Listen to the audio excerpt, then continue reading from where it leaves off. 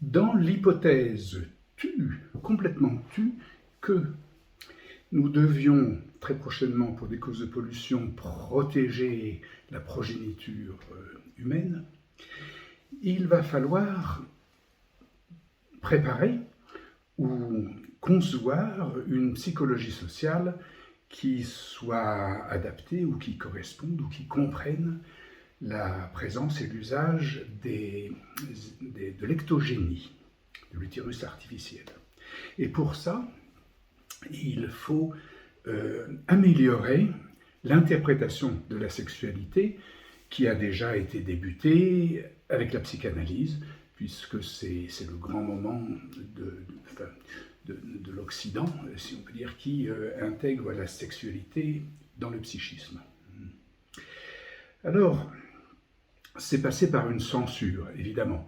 La psychanalyse a commencé à censurer ce qu'elle a reconnu elle-même, elle a prévenu qu'elle censurait par l'idée du meurtre du père, et deuxièmement par celle de la castration qui devenait la commodité, hein, la castration.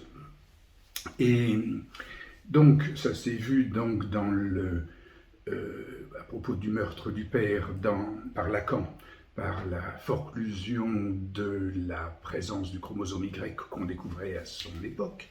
Et pour Freud, ça s'est vu par la dénégation de la présence des testicules au motif ou dans la description de l'anatomie, de la différence anatomique entre les sexes, voir son article sur le sujet où les testicules n'existent absolument pas en comparaison donc ou en description de l'anatomie de l'organe du phallus, hein, de l'organe mâle.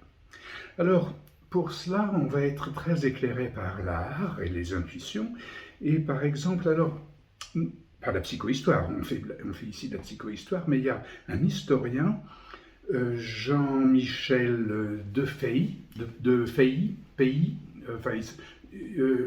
je l'ai trouvé dans YouTube et les commentaires sont désactivés.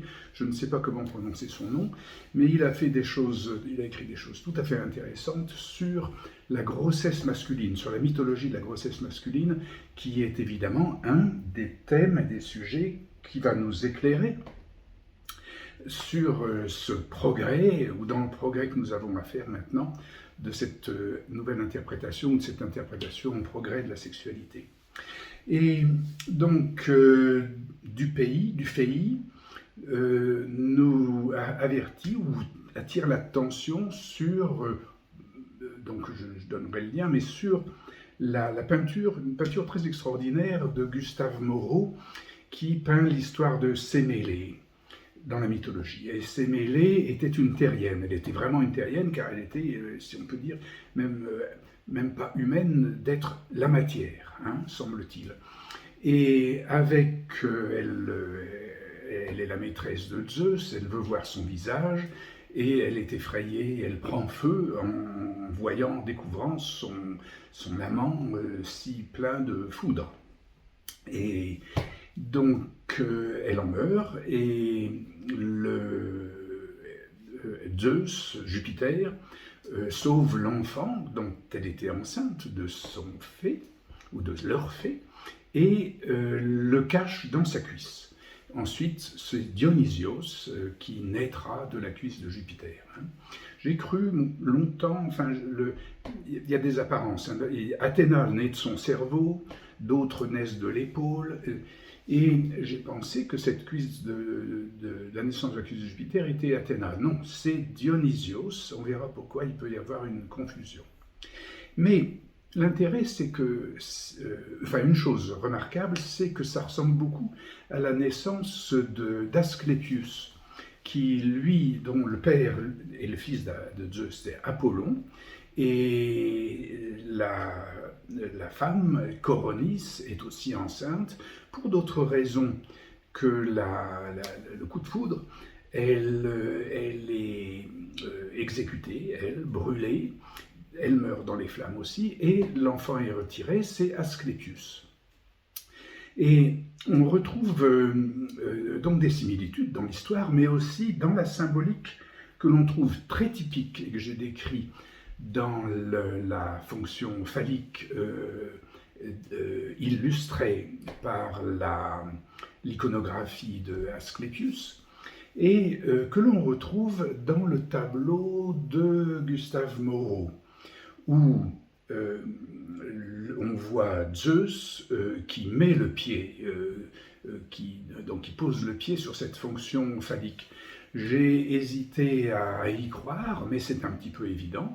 On trouve effectivement l'Ouroboros, le serpent qui se dévore lui-même et qui est traversé exactement dans l'image phallique, qui est traversé ici par le ruban de Sémélé, enfin de la toge ou de la toile de Sémélé, qui s'enroule comme un serpent autour de sa jambe pour figurer donc ce symbole que j'ai étudié par ailleurs, donc ce symbole du serpent sur le bâton d'Asclépius. Alors, tout ceci nous mène, voilà, maintenant, avec ces indices et ce bagage de symbolique et d'interprétation potentielle, nous arrivons à l'histoire même du tableau de Gustave Moreau, qui a été précédé par la figure peinte d'un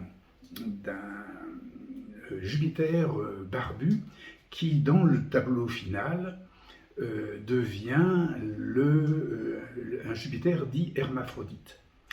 Et le premier Jupiter barbu nous montre bien, nous explique l'énigmatique illustration qui aboutit dans le tableau du Jupiter hermaphrodite, c'est-à-dire qu'on se demande d'où vient ce sang qui ensanglante la copulation, ou le rapport, qui ensanglante le rapport. Est-ce que c'est Sémélé qui saigne? Est-ce que c'est Jupiter? Il y a là, évidemment, ce que l'on trouve dans le premier tableau, dans la première version du tableau, c'est la naissance de Dionysios, donc qui sort de la cuisse de Jupiter.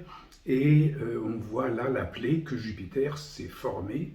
De Fey estime que le sang est